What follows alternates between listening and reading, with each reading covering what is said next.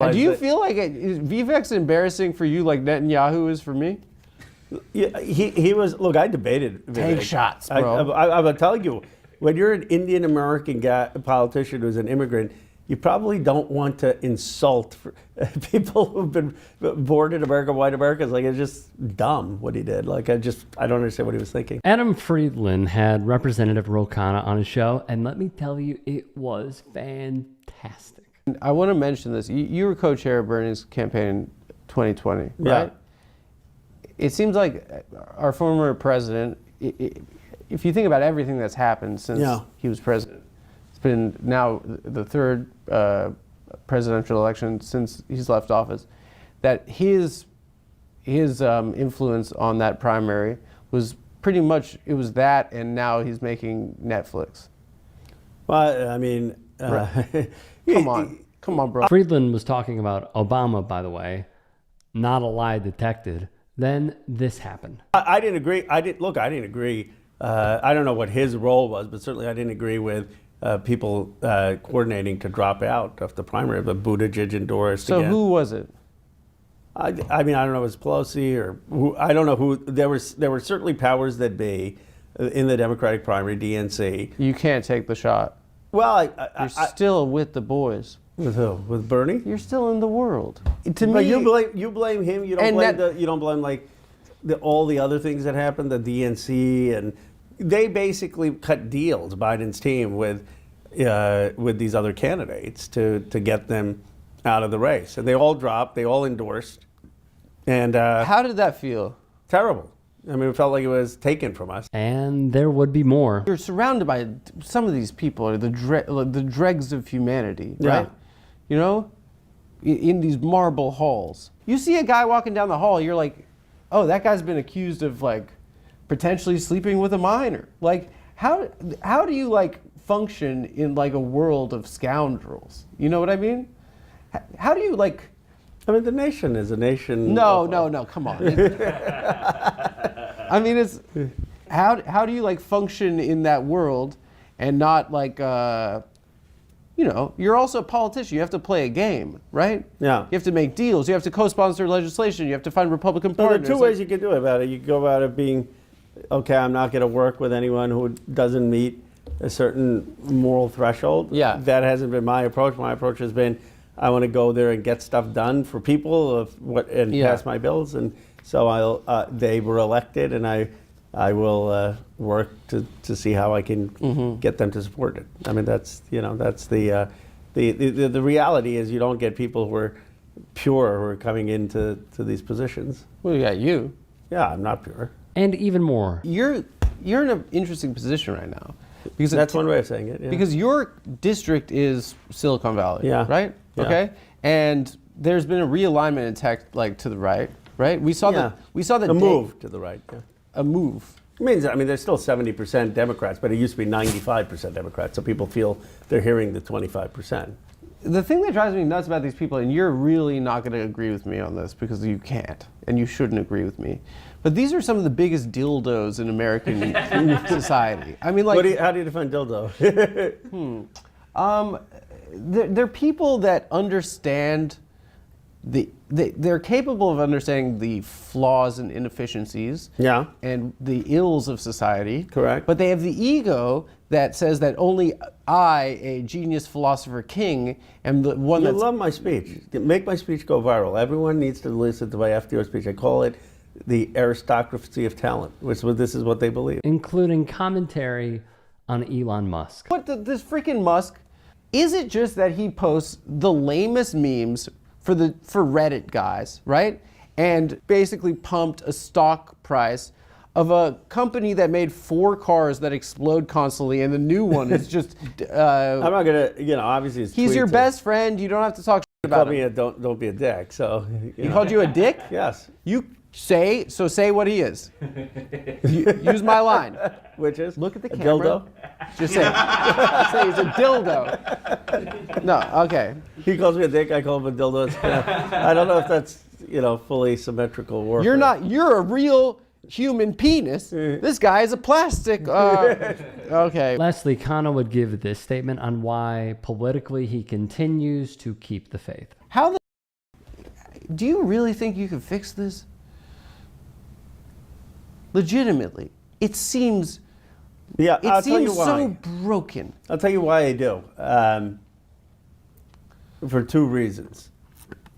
One, because Trump is going to break this thing so much, He's gonna fuck up so bad. and it's going to be such a moment of crisis that something new can emerge. Honestly, if Harris had won, I think, obviously I worked really hard to see that happen, but to have big progressive change would have probably been harder because it would just kind of be more status quo.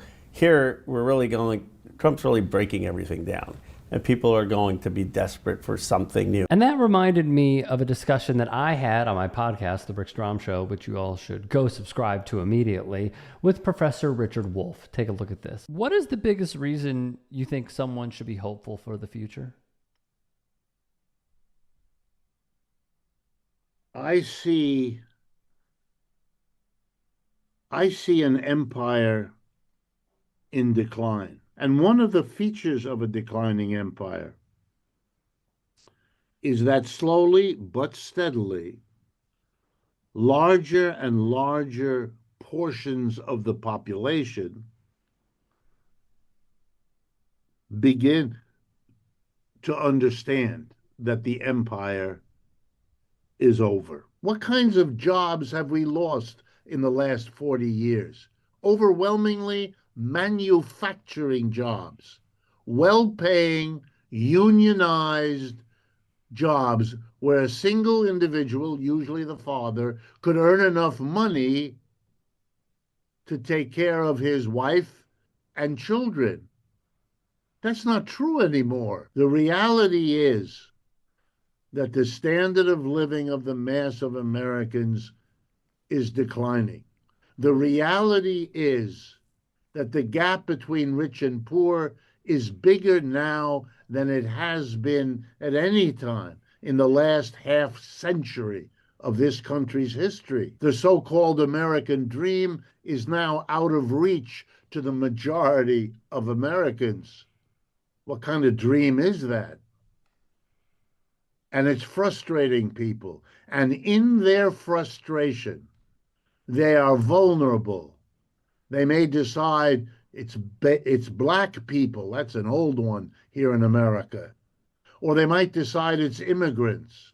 Or they might decide it's those bad Chinese people. But you know something? None of that works. It doesn't make any difference. And then they're going to, sooner or later, begin to ask the question, gee, maybe those aren't the problems. And then people like me come and talk to them, and they say in numbers that I find gratifying, gee, maybe you have a point. And my explanations to them will say things like the following. You're upset that the goods from China were made by Chinese workers, as indeed they were, over there in China, as they were, and they're coming here, and there are no jobs for you here in America because all that stuff, all the clothes we wear, the appliances we use, and so forth, are coming from China or other such countries. And I say, yes, but let me explain to you what you know, but you're not thinking clearly. How did the goods stop being produced in Chicago or Detroit or Pittsburgh and move to China? Did the Chinese do that? No.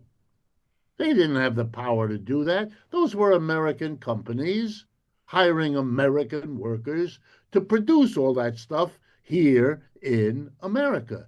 Those corporations decided to shut down and move production to China, just like those corporate boards of directors decided to use computers or decided later to substitute robots for living people. And you know why they did all those things? To make more money, to make more profits, because that's what they're in business to do. You're not angry at the Chinese who got the job. You're angry at the corporate leader who made the decision to offer that job to the Chinese worker, and you know it. It's a cheap shot to be angry at the Chinese worker because he comes into the story at the end of the process. You know where it starts? You know where the decision is made? With the corporate leaders of America. And you're too frightened or scared or worried to put the finger of blame where it belongs. So you put it instead on the poorest immigrants from Central America who have barely got the shirt on their back. What are you doing? Their decisions didn't move your job. We have 330 million Americans. We have 10 to 11 undocumented immigrants. There is no way on God's green earth that 10 to 11 of the poorest people on this planet, those immigrants, could cause 330 million Americans, one of the richest countries in the world, to stumble as badly as it has. So kind of wake up, Jack. Your concern is with a system that makes it profitable and therefore rational, reasonable to move production out of the United States and into other parts of the world, and not worry that the extra profits they make from doing that means a lifetime for you and your family that becomes more difficult each day. When I finish with such explanations, I can see in their eyes, no matter what they say to me, that they have now a new and different way of understanding what's happening to them. And that gives me a lot of hope. If you can and are willing, please become a paid member here at TYT Sports. And or go to tyt.com/join. In addition, you can follow me on Twitter, Instagram, and TikTok. Appreciate it. Have a great day.